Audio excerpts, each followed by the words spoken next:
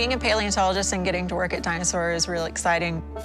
It's unique both geologically and paleontologically in that we have a huge amount of layers here in the park. Throughout those sequence of rocks, we have a whole series of different animals that have been preserved. And of course, all of the dinosaurs that we have here, it was just such a great environment for preserving all of those fossils. Dinosaur National Monument being where it is, we've got very little vegetation covering it. When it rains, it washes down the sediments, and if there's a bone there, it's slowly going to get exposed. Whoa, here's something. Come look at this. This is actually identifiable. Probably a sauropod metatarsal. Earl Douglas was a paleontologist that was hired by the Carnegie Museum of Natural History in Pittsburgh. He was here in 1909 and was walking these ridges, and he just happened to see the string of vertebrae that was starting to erode out. They were digging and kept finding more and more bone, and he thought, holy cow, this is a lot more than just one skeleton.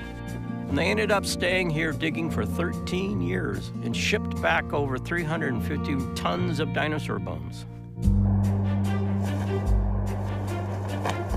When we're excavating fossils, we have to be really careful because if we hit it the wrong way or if we bump it, the whole thing could explode.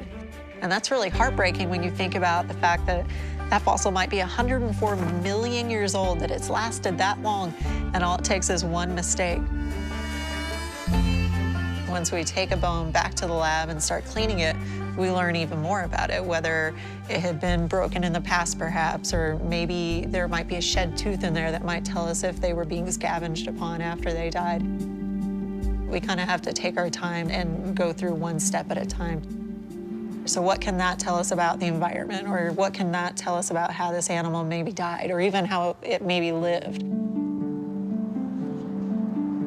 So about 150 million years ago, there were many animals living on a really lush environment and had a lot of water and a lot of food to eat, and then over time, a drought happened, and the animals started to die. After a period of time, the rains returned, and this actually washed some of the carcasses into the river and covered them up with sediment. And this preserves them as fossils. That is what we see here in the historic Carnegie Quarry. And so that is a 150 million year old bottom of a riverbed.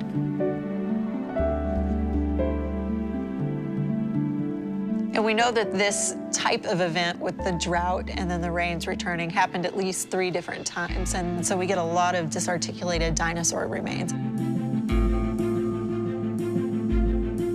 Part of being a paleontologist I enjoy is looking at it like a detective and piecing all those different parts of the puzzle together and going, okay, well, we have this here and this here.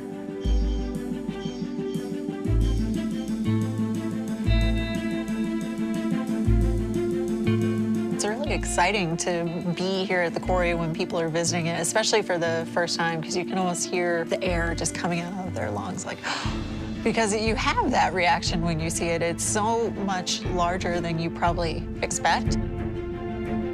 And there's so many more fossils than you would ever guess. And it's just this really amazing experience to behold. And I always wonder what's sitting right under the surface that we might not see. Maybe a dinosaur that we don't even know about yet.